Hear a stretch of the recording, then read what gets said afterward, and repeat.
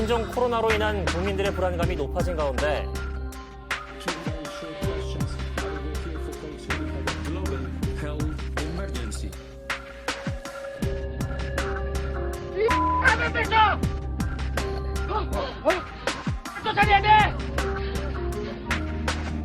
국내에 사는 중국 동포들은 요즘 의심스러운 눈길을 많이 받는다며 정부는 중국 관광객 입국 금지 등 추가 전염 가능성을 원천적으로 차단하는 방안을 강구해야 합니다.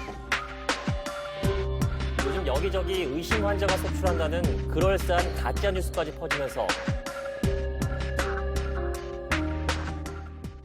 예, 신종 코로나 바이러스 확진자가 추가로 발생하고 있고 또 국내에서도 2차 감염자가 지금 나왔다면서요? 네, 그렇습니다. 우리나라도 확진자가 늘었고요. 그러니까요. 네, 그동안 청정 지역이라고 알려졌던 티베트에서조차 네. 감염자가 나온 상황입니다. 네, 그렇다 보니 일상적인 재채기만 해도 사람들이 눈총을 받게 되는 상황이고 가벼운 감기에도 코로나 바이러스 감염이 아닌가 해서 문의하는 전화가 폭주하는 바람에 질병관리본부의 콜센터 직원들이 아주 홍역을 겪고 있다고 합니다.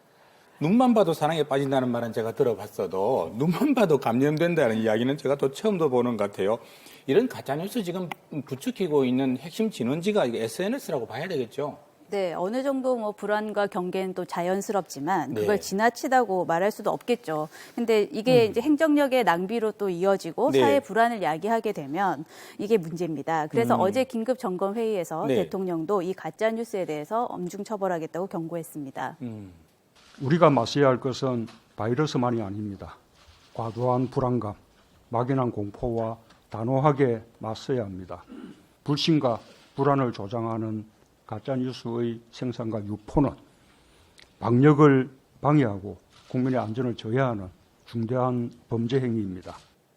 네, 오죽하면 방역 대책이 시급한 이 시점에 가짜뉴스 단속부터 얘기를 하셨을까 싶은데요. 화면 잠깐 보시겠습니다. 네.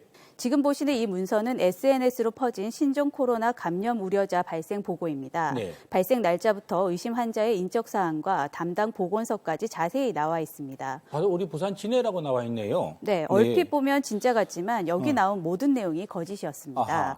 누군가의 장난이겠지만 이를 본 시민들은 불안에 떨어야 했는데요.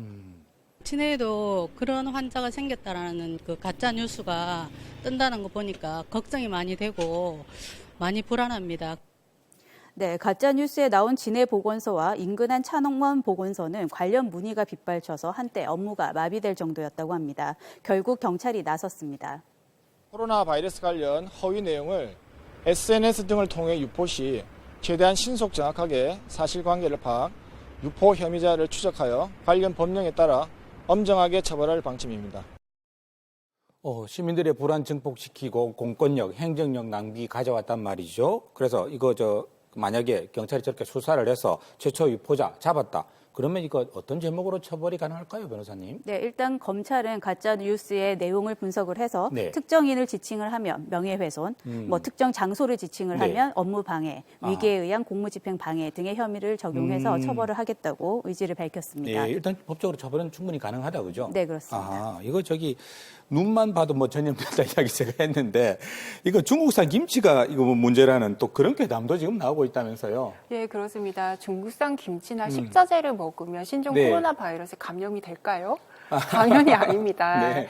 네, 그 신종 코로나 바이러스에 감염이 되려면 감염자의 비말, 즉 그 침방울이나 가래 방울 안에 바이러스가 들어가 있는 상태가 우리 호흡기나 그 점막에 들어가야지 감염이 가능한 것이거든요. 그렇죠. 그렇기 때문에 김치로 전파가 될 확률은 지극히 낮습니다. 네, 중국에서 발송된 택배가 문제다라는 이야기도 있는데 만약 택배 발송 단계에서 오염이 됐다고 하더라도 네. 8단계에서 9단계나 거치는 그런 택배 배송 과정에서 바이러스가 살아있을 수는 없다. 이게 전문가들의 이야기입니다. 예, 가짜뉴스 그리고 괴담도 또 문제고 또 일부 정치인들의 발언도 들으셨겠습니다만은 국내외 중국 동포들 그리고 이거 중국인을 바라보는 시선도 참 걱정스러운 수준입니다. 네, 맞습니다. 청와대 국민청원 사이트에는 네. 중국인의 입국 금지를 요청하는 그런 청원에 60만 명이 동의를 했습니다. 그래서 60만까지 늘었군요. 네, 정치 이슈를 제외한 사건 사고에서는 역대 최고 수치인데요. 아하. 실제 중국인이 많이 모여 사는 일부 지역에서는 네. 뭐 중국집에 손님이 없다, 중국인 거리가 텅 비었다, 뭐 이런 이야기도 들려오는 상황입니다. 네. 이번 사태가 자칫 중국인에 대한 어떤 혐오로 이어지면 어떡하나 이런 우려가 생기는데요. 시민들의 이야기도 들어보겠습니다. 중국인 혐오에 대해서는 SNS에 되게 근거 없는 소문이 많이 돌고 있거든요. 뭐 우한 지역에서 뭐 환자들이 그러니까 보균자들이 나만 죽을 수 없다고 그냥 뭐 의료진의 마스크를 벗겨서 이렇게 뭐 침을 뱉는다든지 그런 맥락 없는 되게 어떻게 보면 잘못된 정보잖아요. 그런 정보가 이제 뭐 중국인 혐오, 더 나아가서 중국 입국 거부까지 된다는 생각이 들거든요.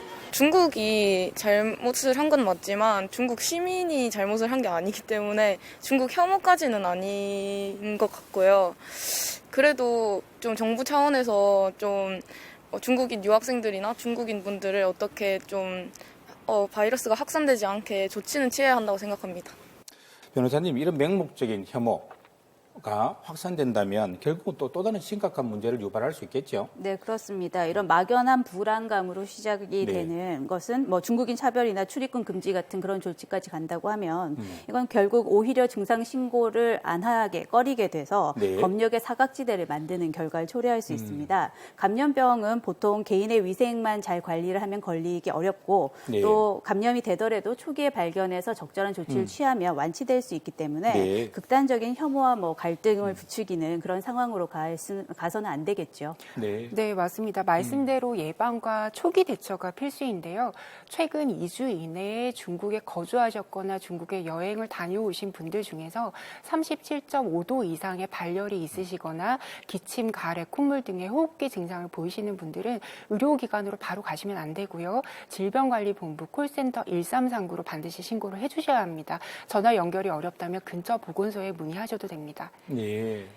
생각해보면 동경대지진 때 한국인들이 우물물에 독약을 푼다라는 가짜뉴스가 돌았고 그로 인해서 수많은 한국인들이 죽임을 당했던 아픈 역사가 있습니다. 예, 가짜뉴스 웃어 넘길 게 아니라 그만큼 위험한 거고요. 행여 만들지도 유포하지도 말아야겠습니다.